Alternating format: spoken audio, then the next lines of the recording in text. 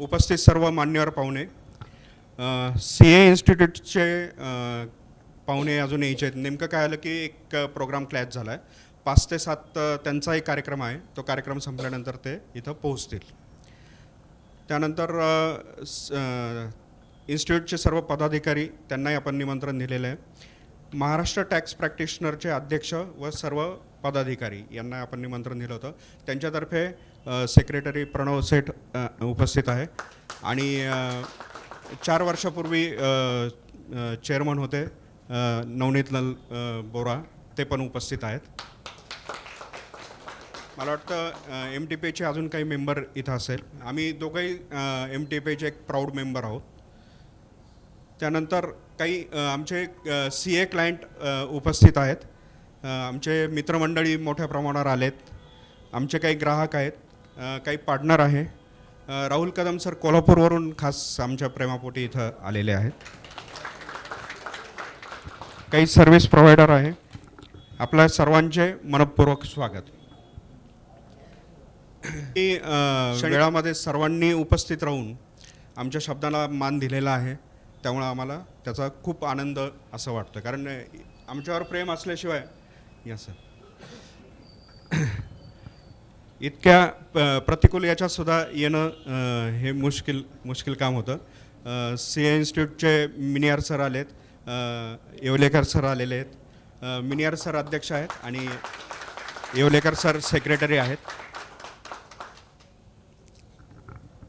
गुरुवारी 11 डिसेंबर रोजी आमच्या व्यवसायाच्या कंपनीमध्ये रूपांतर होऊन 11 वर्ष पूर्ण झाली. हे औचित्य साधून हा कार्यक्रम घ्यायचं ठरलं. तसे पाहता विराज इन्फोसॉफ्टचा प्रवास हा 11 वर्षाचा नाही आहे. साधारणतः हा 30 वर्षापूर्वी आमचा कार्यक्रम म्हणजे याचा विराजचा जो प्रवास आहे हा सुरू झालेला आहे. माझे मोठे बंधू राजेंद्र धारणकर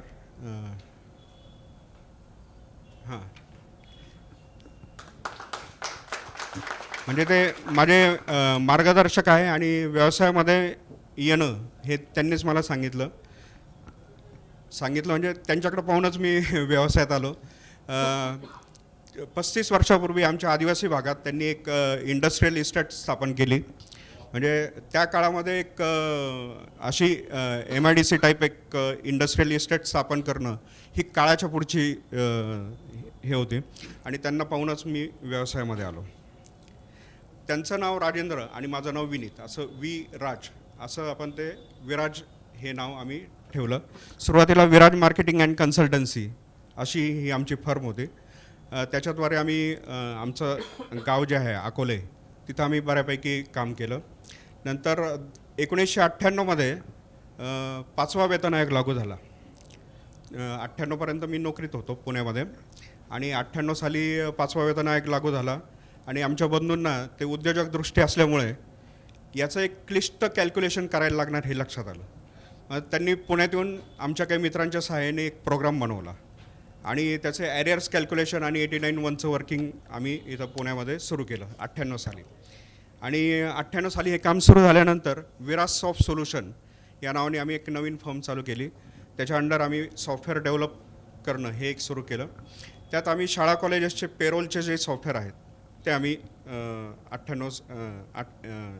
2000 साली मार्केटमध्ये आणले. म्हणजे फर्ग्युसन कॉलेज असेल किंवा भावे स्कूल असेल, रेणुका स्वरूप असेल, असे मोठे मोठे जे नावाजलेल्या संस्था आहे ते आमचं सॉफ्टवेअर जवळपास आत्ता 2014-15पर्यंत वापरत होते. आता 30 वर्षाच्या काळामध्ये जसं आमचे बंधू आमच्यासोबत होते तसंच नंतर 98 साली लग्नानंतर आमची सहचारी अर्चना आहे ती पण आम्हाला सामील झाली. त्यानंतर आता नवीन पिढी, माझा मुलगा अथर्व, ज्याला जेन झी आता नवीन आपण शब्द वापरायला लागलो, तर जेन झी सुद्धा आमची पुढची पिढी ह्या व्यवसायामध्ये आलेली आहे. हे सगळं चालू असताना 2012 साली जसं आमच्या बंधूंना 5व्या वेतन आयोगाचं लक्षात आलं तसं 24 एप्रिल 2012 रोजी काहीसं योगायोगाने मला डिजिटल सिग्नेचर हा व्यवसाय एक त्यातली संधी लक्षात आली आणि त्या संधीने चांगली हाक दिली. तर 24 एप्रिल 2012ला आम्ही आमचं डिजिटल सिग्नेचर ह्या सर्व्हिस घेऊन ऑफिस चालू केलं. आता ऑफिस चालू करताना कुठं करायचं, कारण एकदम नवीन आहे, आत्ता काही इन्कम मिळेल वगैरे काही माहितीच नव्हतं. तर आमचे मित्र आहेत सतीश लोखंडे, तर ते म्हटले तुम्ही व्यवसाय सुरू करताय तर कुठं ऑफिस पाहता, आत्ता लगेच माझ्या ऑफिसमध्ये तुम्ही व्यवसाय सुरू करा. तर आमचं त्या ऑफिसमध्ये म्हणजे कसबा पेठेमध्ये आम्ही म्हणजे 2012 ते 2020पर्यंत आम्ही त्यांचं ऑफिस हक्काने वापरलं आणि त्यांनी या काळामध्ये आम्हाला व्यवसायासाठी प्रचंड मदत पण केली. नंतर सौमित्र घोटीकर हा माझा 25 वर्ष जुना मित्र आहे. यांनी पण सुरुवातीपासून आम्हाला या सगळ्या प्रवासात चांगली साथ दिलेली आहे.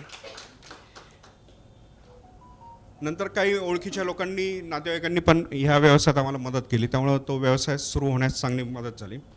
पण यातले जाणकार मंडळी जी होती, म्हणजे 2012चा जो काळ होता त्यात डिजिटल सिग्नेचरचं मार्केट असं बोलायला लागतं. आता ते नाहीला मार्केट ह्या शब्दाकडे आपण निगेटिव्ह पाहतो, पण हे जे मार्केट आहे हे डिजिटल झालं होतं. आणि बरेच लोक आम्हाला त्यावेळेस म्हटले की तुम्ही खूप उशीर केला ह्या फील्डमध्ये यायला. पण म्हटलं आता उतरलं आहे तर आपण पुढे नेऊयात. त्यावेळेस निलेश येवलेकर सर अगदी सुरुवातीला त्यांनी पण आम्हाला खूप सपोर्ट केला आणि मला वाटतं महात्मा फुले इथं सभागृहामध्ये आपण कार्यक्रम पण घेतला होता. तर असा आम्हाला सपोर्ट पण मिळाला. आता पहिल्याच वर्षी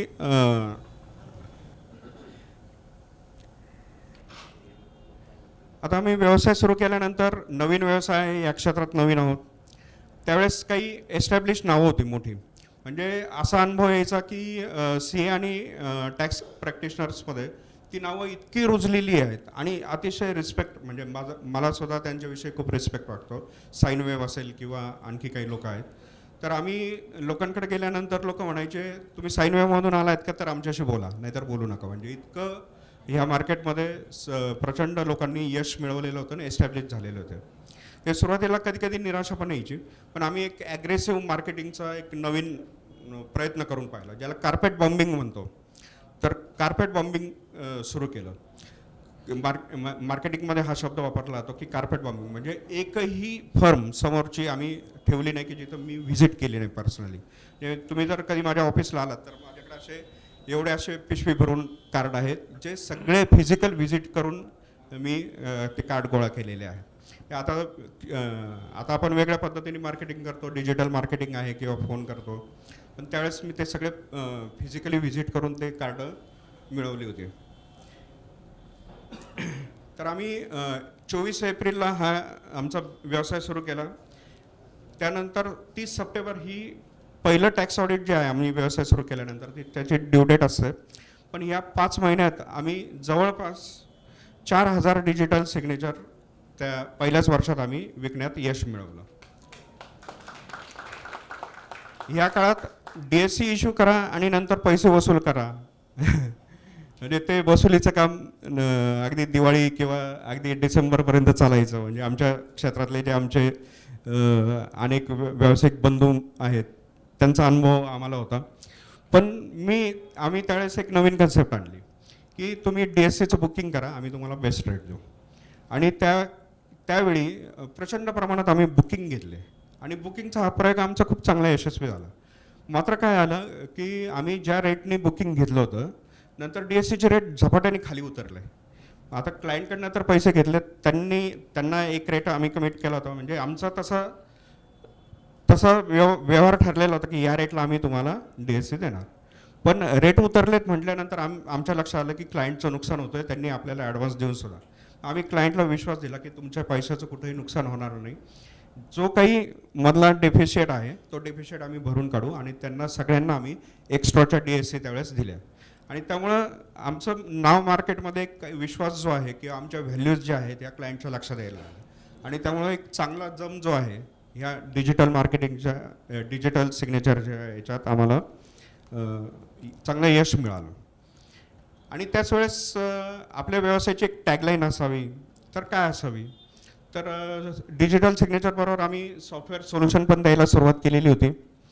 मग सोल्युशन देतो आहे आणि व्हॅल्यू क्रिएट करतो आहे, म्हणून प्रोव्हाइडिंग सोल्युशन्स क्रिएटिंग व्हॅल्यूज ही आमची टॅगलाईन आहे. ती अजूनही आम्ही वापरतो. आणि हे एक मापदंड आहे. आम्हाला कुठलंही मनात असं कुठंतरी हेजिटेशन आलं की ग्राहकाबरोबर व्यवहार करताना आपल्याला काय करायचं एक्झॅक्टली. तर आम्ही हे पाहतो की आपलं काय आहे, आपल्याला व्हॅल्यू क्रिएट करायची आहे, आपल्याला हा तात्पुरता नफा पाहायचा नाही आहे, आपण लॉंग टर्म पाहायचं आहे. ह्याच विचारांनी आम्ही म्हणजे त्या काळात असं व्हायचं की 30 सप्टेंबर जवळ आला, 1-2 दिवस राहिले की आपल्याकडं जसं आता आपण वेळेचं म्हटलं तसंच टॅक्स ऑडिट फाईल करण्यासाठी लोक ऐनवेळेस जागे व्हायची किंवा काही कारणाने त्यांच्या DSC एक्सपायर झाल्यात ते त्यावेळेस त्यांना लक्षात यायचं. अशा वेळेस मार्केटमध्ये काही पटीने लोक पैसे वसूल करायचे.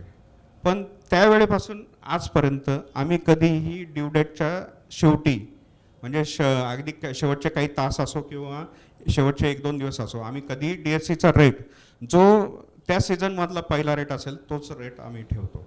आम्ही कधी ऐन वेळेस म्हणजे ग्राहकांना आडून पाहणं वगैरे असा प्रकार आम्ही आत्तापर्यंत कधीच केलेला नाही. कारण त्याचं कारण काय की व्हॅल्यूज ह्या गोष्टी आम्हाला महत्त्वाच्या वाटतात.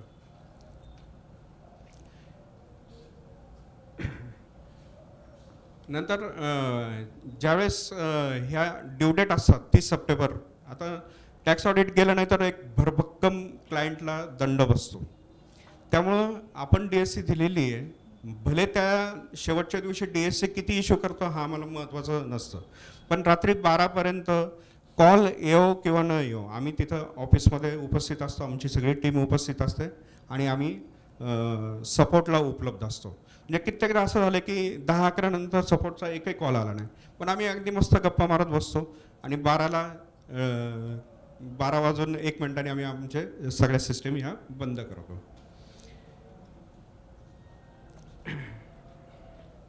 आता हे सगळं करत असताना आम्हाला आमच्या ग्राहकांचा सपोर्ट मिळाला.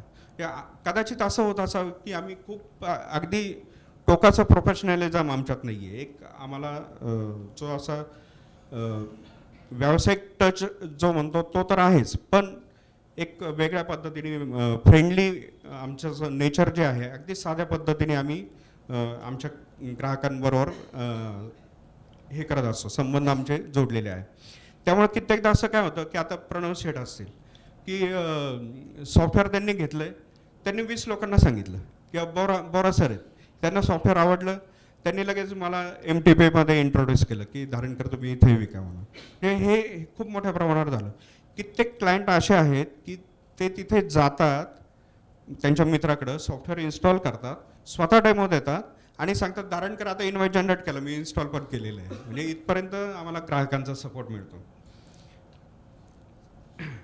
आता हे जे व्हॅल्यूज आहे ह्या व्हॅल्यूजसाठी आम्ही विशेष प्रयत्न करतो की प्रोव्हाइडिंग सोल्युशन्स, क्रिएटिंग व्हॅल्यूज. ह्याच गोष्टीवर मला आज बोलायचं आहे की एक व्यवसाय जो उभा राहतो तर कशावर राहतो की तुम्ही किती सेल करता, किती मोठं यश मिळवता हे महत्त्वाचं नाही आहे, तुम्ही व्हॅल्यूज काय क्रिएट करता. ते व्हॅल्यूज कुठं क्रिएट होतात, ह्या तुमच्या स्वतःमध्ये निर्माण होत असतात, ह्या तुमच्या ग्राहकांमध्ये निर्माण होत असतात. तुमची जी सगळी इकोसिस्टीम आहे, तुमची टीम आहे, तुमचे सप्लायर आहेत, याच्यातसुद्धा ते व्हॅल्यूज ह्या रुजत असतात. आमचं आजपर्यंत म्हणजे हे वर्टिकल सुरू केल्यापासून एकही चेक कधी बाउन्स झालेला आहे, किंबहुना आमच्या अकाउंटला पैसे असल्याशिवाय आम्ही कुठली खरेदीच करत नाही. आणि सुरुवातीपासून म्हणजे 2014ला ही कंपनी स्थापन झाल्यापासूनचं चेकबुक माझं अजूनही जशा तसं आहे. म्हणजे आम्ही पेमेंट करत नाही का लोकांना, तर असं नाही. मी काय करतो, कुठलाही माझा सप्लायर आला तर त्याला म्हणतो पहिल्या दिवशी तुला थोडंसं थांबायला लागेल, एक 24 तास बेनिफिशरी ॲड होईपर्यंत. मी त्याचं सरळ अकाउंट आमच्या बँक अकाउंटला ॲड करून घेतो आणि तिथून पुढचं सगळे पेमेंट हे आम्ही पहिलं पेमेंट करतो मग ऑर्डर प्लेस करतो. आणि ही आत्तापर्यंतची आमची हीच प्रॅक्टिस राहिलेली आहे. आता हे नुसतं माझ्या मनात आहे किंवा अर्चनाच्या मनात आहे, आमच्या टीमच्या मनात आहे, पण ते नक्की व्हॅल्यूज कोणत्या असतात, काय असतात. तर आम्ही व्हॅल्यू एज्युकेशन जे आहे, म्हणजे बिमन सर आहेत, हे एक मेंटॉर आहेत, एका MNC कंपनीमध्ये फार मोठ्या पदावरून ते निवृत्त झालेत आणि जवळपास 20-25 देशांमध्ये त्यांनी काम केलेलं आहे. तर ते आमचे मेंटॉर आहेत साधारणतः 2019 पासून. तर व्हॅल्यू ह्या विषयावर आम्ही अनेक लेक्चर घेतले, अनेक वेळा डिस्कशन केले ऑफिसमध्ये. कुठलीही गोष्ट आली की आम्ही पहिलं चेक करतो, अरे आपण हे बरोबर करतोय का, हे इथिकल आहे का, हे मॉरलमध्ये बसतंय का, याच्या व्हॅल्यूज काय जनरेट होणार, हे आम्ही कंटिन्युअस चेक करत असतो. त्यामुळं आमची टीमसुद्धा ह्या गोष्टींना सरावलेली आहे. कधी आम्ही ग्राहकांना असं चुकीचं सांगणार नाही. जे काही आता सॉफ्टवेअर विकताना सुद्धा आमचं स्वतःचं 3 पानाचं आम्ही एक डॉक्युमेंट तयार केलेलं आहे. कोटेशनबरोबर आम्ही ते डॉक्युमेंट पाठवतो की ह्या गोष्टी आम्ही तुम्हाला देणार आहोत किंवा तुमच्याकडनं आम्हाला ह्या गोष्टी अपेक्षित आहे. आता हे सगळं जसं फाउंडर असेल, डायरेक्टर असेल, त्यांच्या मनात असतं, कंपनीमध्ये असतं, तसं टीममध्ये रुजायला लागतं. कोविड काळामध्ये मला आरोग्य खात्यात माझे काही मित्र आहेत, तर त्यांनी मला सुचवलं की आता फेब्रुवारी महिना ज्यावेळेस सुरू झाला की विनीत आता लॉकडाऊन लागू शकतो म्हणे, फार मोठं पॅन्डेमिक येतो आहे आणि आपण खूप मोठ्या संकटाकडं वाटचाल करतो आहे. तर मला ते ज्यावेळेस जाणवलं त्यावेळेस मी 19 फेब्रुवारीला आमच्या टीमला घरी जायला सांगितलं. तर सगळ्यांना आश्चर्य वाटलं, अजून काहीच नाही आहे, सगळं व्यवस्थित चालू आहे, तर तुम्ही असं कसं काय करता. तर मी त्या दिवशी जायला सांगितलं आणि मला वाटतं 19 फेब्रुवारी नाही, 19 मार्चला, आणि दुसऱ्या दिवशी लॉकडाऊन लागला आणि सगळी लोक जिथं आहे तिथं अडकली. कंपन्यांच्या कामांवर मोठ्या प्रमाणावर परिणाम झाला. पण माझी टीम तोपर्यंत घरी पोहोचलेली होती आणि घरी जाऊन जसं अर्चनाने सांगितलं, त्यांनी ऑफिसचा सेटअप लावला आणि डे 1 पासून आमचा सपोर्ट हा चालू राहिला. आता हा सपोर्ट देताना क्लायंटचे फोन यायचे, कारण ड्यू डेट तर एक्सटेंड झालेल्या नव्हत्या आणि सगळाच गोंधळ होता. ड्यू डेट एक्सटेंड होत आहेत नाही होते, लोक गव्हर्नमेंटकडं डिमांड करत होते की तुम्ही ड्यू डेट एक्सटेंड करा कारण लॉकडाऊन लागलेला आहे. पण त्यानंतर जवळपास 3 आठवड्यांनी निर्मला सीतारामन मॅडमनी डिक्लेअर केलं की आता आपण डेट एक्सटेंड करतो, म्हणजे अगदी त्या सप्टेंबरपर्यंत नंतर एक्सटेंड झालं. पण तोपर्यंत क्लायंटला सपोर्ट देणं हे गरजेचं होतं. तर आमचे ही जी टीम आहे यांनी सपोर्ट सुरू केला आणि ग्राहकांचे फोन यायचे, अहो तुमचं ऑफिस चालू आहे का, चालू आहे म्हणायचं, आणि त्यांना आम्ही सपोर्ट द्यायचो, तुम्ही ह्या नंबरला फोन करा, आमची टीम तुम्हाला सपोर्ट देईल. तर काही ग्राहकांनी असं विचारलं, मग तुम्ही जर हे ऑफिस चालू ठेवलं, त्यांचे पगार आणि तुमचं बाकीच्या गोष्टी कसं आहे. म्हटलं ते चालू आहे, आम्ही काय कोणाची पगार थांबवलेले नाही आहे. मग ते म्हणे, अहो तुमचा इन्कम बंद असेल, म्हणजे असे अनुभव आलेत मला, तुमचा इन्कम बंद असेल तर तुम्ही खर्च कसा भागवतात, तुम्हाला काही पैशाची गरज असेल तर आम्हाला सांगा, आम्ही तुमच्या पाठीशी आहोत. हे असे अनेक ग्राहकांनी आम्हाला हे अगदी फोन करून त्यावेळेस सांगितलं की तुम्ही अजूनही आम्हाला सपोर्ट देत आहात, एवढ्या पॅन्डेमिकमध्ये आम्ही तुम्हाला मदत करायला तयार आहोत. 2 वर्षापूर्वी आम्हाला काही वैयक्तिक एक मोठा आघात झाला, त्यामुळं मी जवळपास महिनाभर ऑफिसला नव्हतं, म्हणजे बऱ्याच जणांना माहिती पण असेल ते. ह्या काळात आमच्या टीमनी हे संपूर्णपणे म्हणजे सिमलेसली वर्किंग जे आहे ते वर्किंग चालू ठेवलं. हे आम्ही नसताना सुद्धा माझ्यापर्यंत त्यांनी कुठले फोनच येऊन नाही दिले. हे संपूर्ण त्यांनी परस्पर हँडल केलं. हे आमचे व्हॅल्यू जे रुजलेले आहेत हे सांगण्याचं कारण काय की एक व्यवसाय कसं काम करतो, काय विचार करतो, हे माझा सांगण्याचा एक प्रयत्न आहे. आत्तापर्यंत जी मदत झाली तर ती मुख्य म्हणजे CA इन्स्टिट्यूट असेल पुण्याची. तर 2012 साली संजय पवार सर त्यावेळेस चेअरमन होते आणि मुंदड सर मला वाटतं WIRCला मुंबईला मेंबर होते. तर त्या दोघांनी मला खूप मदत केली. पहिला सेमिनार आपण त्यावेळेस बिबवाडीला घेतला होता. तर तिथपासून आपल्याला CA इन्स्टिट्यूटची कंटिन्युअस आजपर्यंत आपल्याला मदत आहे. कुठलाही सेमिनार, कुठलाही इव्हेंट असेल तर इन्स्टिट्यूटकडनं पहिली मला मेल येते, फोन येतो, सर असा असा इव्हेंट आहे, तुम्ही आमच्याबरोबर आहात का.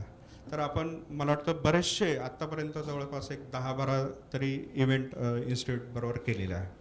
दुसरं म्हणजे महाराष्ट्र टॅक्स प्रॅक्टिशनर असोसिएशन, ही माझी अगदी घरची असल्यासारखी असोसिएशन आहे. यांनी सुद्धा मला प्रचंड अगदी मित्र काही कुटुंब असल्यासारखं आम्ही आहोत. आम्ही दोघंही सोनवणे सरांनी मला सुरुवातीला त्याच्यात इंट्रोड्यूस केलं. अतुल कुलकर्णी आहेत, त्यानंतर नवनीत मलबोरा आहे, यांनी सुरुवातीला एकदम तिथे इंट्रोड्यूस केलं, सगळ्यांना ओळख करून दिली हे आपले, आणि मेंबर करून घेतलं. मुख्य म्हणजे तुम्ही मेंबर व्हा आमचे असोसिएशनचे. त्यामुळे मला एक MTP नावात MTP आहे, नावात महाराष्ट्र आहे, पण ही एक संपूर्ण देशभर काम करणारी संघटना आहे. GSTचे जेव्हा खूप मोठे चॅलेंजेस निर्माण झाले तर त्यावेळेस जे एज्युटेशन झाले खूप मोठ्या प्रमाणावर, त्याचं लीड जे आहे ते महाराष्ट्र टॅक्स प्रॅक्टिशनर असोसिएशनने केलं होतं आणि त्यांचा कंटिन्युअस सपोर्ट जो आहे तो आम्हाला मिळत असतो. नंतर इचलकरंजी, कोल्हापूर, कराड, सातारा, छत्रपती संभाजीनगर, अहिल्यानगर, नाशिक ह्या सर्व CA इन्स्टिट्यूट आहे यांच्याबरोबर आम्ही कार्यक्रम घेतलेले आहेत. यांनी आम्हाला चांगला सपोर्ट केलेला आहे. कराडला आपले टॅक्स प्रॅक्टिशनर असोसिएशन तलाठी सर असतील किंवा पाटील सर असतील यांचा नेहमी सपोर्ट असतो. ते आज मला म्हटले आम्ही येतो. म्हटलं सर तुम्ही एवढं प्रेम दाखवू नका, म्हटले इतक्या लांब तुम्ही केवळ एका प्रोग्रामसाठी येणार. जर तुम्ही पुण्यात असाल तर नक्की या, पण खास कराडवरून इकडं येण्याची आवश्यकता नाही. त्यानंतर आमचे सप्लायर मॅग्नम इन्फोसिस्टीमचे धीरज देवानी आणि धर्म देवानी हे पितापुत्र आहे. एक हार्ड कोअर डेव्हलपर ज्याला म्हणतो ते धीरज देवानी. अतिशय छोटी कंपनी. वॅटचं सॉफ्टवेअर आम्ही 2012मध्ये सुरू केलं आणि विश्वास बसणार नाही की एवढ्या छोट्या कंपनीचं इतकं छान प्रॉडक्ट, म्हणजे मोठे मोठे प्रॉडक्ट आहेत. म्हणजे आता नाव घ्यायला हरकत नाही, क्लिअर टॅक्स सारखी एवढी मोठी कंपनी, पण क्लिअर टॅक्सचा डेमो पाहणार आहे आणि आमचा डेमो पाहणार आहे. म्हणजे लोक घेताना टॅक्स पॉवर घेतात जर दोन्ही डेमो पाहिलेले असेल तर. इतकं छान प्रोग्रामिंग त्यांनी केलेलं आहे आणि खूप छान सपोर्ट ते आम्हाला देत असतात. तर त्यांचंही आम्हाला वेळोवेळी मदत झालेली आहे. आमच्या कंप्लायन्सची सर्वस्वी जबाबदारी CA नीरज गोरे, ते आत्ता उपलब्ध होऊ शकले नाही. त्यानंतर CS ऋषिकेश ताबे हे पाहत असतात. आमचे सहकारी आहेत राहुल कदम सर. राहुल कदम सर खास कोल्हापूरवरून इकडे आले. ते आमच्याबरोबर डिजिटल सिग्नेचर आणि टॅक्स पॉवरचं काम सगळं तिथं पाहतात. आम्ही म्हणजे एकच कंपनी असल्यासारखं आहोत. म्हणजे तसं पाहायला गेलं तर आधी आमची कॉम्पिटिशन होती, पण आम्ही नंतर म्हटलं एकमेकाशी कॉम्पिटिशन कशाला करायची, आपण बरोबर काम करू. आम्ही आता जवळपास 5 वर्ष झाले आम्ही बरोबरच काम करतो. त्यानंतर राहुल दरवटकर सर आता नाही आहेत, पण मला त्यांचं विशेष आभार मानायचे. तर विनमॅन आणि आधी साईनवेमध्ये ते होते. तर मला वाटतं पुण्याच्या टॅक्सेशन क्षेत्रामध्ये राहुल दरवटकर नाव माहिती नाही असं मला वाटतं माणूस विरळा असेल. तर त्यांनी मला खूप सपोर्ट केला. म्हणजे सुरुवातीला टॅक्स पॉवर विकायचं तर विनमॅनकडे काय वॅटचं सॉफ्टवेअर नव्हतं, मग आमची जोडी असायची. लोक बऱ्याचदा अजूनही गोंधळ करतात, राहुल दरवटकर आणि विनीत धारणकर नक्की कोण. म्हणजे विनमॅनचे अजूनही मला फोन येतात की सपोर्ट द्या म्हणून, आणि त्यांना टॅक्स पॉवरचे फोन जातात. तर त्यांचे विशेष आभार. ह्या सगळ्यांच्या सहकार्यामुळे आजचा टप्पा गाठणं शक्य झालं आहे. आता प्रत्येक व्यवसायात काळानुरूप बदल करायला लागतात. आता तर खूप मोठ्या प्रमाणावर बाहेर बदल होत आहे आणि सेवा देण्याच्या पद्धतीत बदल करायला लागला. विशेषतः आम्हाला पॅन्डेमिक जे चॅलेंज होतं ते आम्हाला फायद्याचं झालं. म्हणजे पॅन्डेमिक येईपर्यंत आम्हाला फिजिकलच सपोर्ट द्यावा लागायचा. डेमो द्यायचा तर व्हिजिट करूनच डेमो द्यायला लागायचा. पण पॅन्डेमिकमुळं आमच्या सगळ्या क्लायंटला ही ऑनलाईन डेमो घेण्याची सवय झाली आणि एक पथ्यावर असं पडलं की ऑक्टोबर 2020मध्ये माझा तोपर्यंत सर्वात हायेस्ट सेल हा ऑक्टोबर 2020मध्ये झाला होता. हा सगळा ऑनलाईन डेमो देऊन झाला. आमच्या लक्षात आलं की हे प्रकरण जरा बरं आहे. म्हणजे ऑनलाईन डेमो होतो, लगेच हे होतं. नाहीतर अपॉइंटमेंट घ्या, तिथं जा, भेटा आणि पुन्हा पुन्हा व्हिजिट करा. ही आपली पारंपरिक चालणारी सवय, आणि ही परंपरा किंवा ही पद्धत ही सर्व आमच्या ग्राहकांनी बदलली. आणि हे खूप म्हणजे त्यांना धन्यवाद द्यावे असं वाटतं. कित्येकदा आम्ही फोन केल्यानंतर होता, अहो तुम्ही येऊ नका, आत्ता मला इन्स्टॉल करून द्या आणि मी ज्यावेळेस वेळ असेल त्यावेळेस मला डेमो द्या, आणि लगेच त्यामुळे काम पण फास्ट व्हायला लागलं. हे सगळं आता जसा बदल त्या बाबतीत झाला. आता अजून काही बदल होत आहेत की AI येत आहे किंवा बाकीची बरीचशी चॅलेंजेस आपल्याला येतात. कंप्लायन्स आपण म्हणतो की सोपा होतो आहे, पण GSTचा कंप्लायन्स मला वाटतं हा अति स्ट्रिंजंट होत चाललेला दिसतो आहे.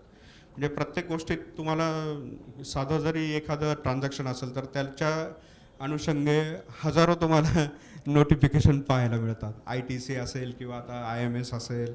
म्हणजे टॅक्स प्रॅक्टिशनर लोकांची कधी मला अक्षरशः म्हणजे हे दया, लिटरली तुम्ही म्हटलात तो शब्द बरोबर आहे की दया येते की एवढं तुम्ही कसं डोक्यात ठेवणार.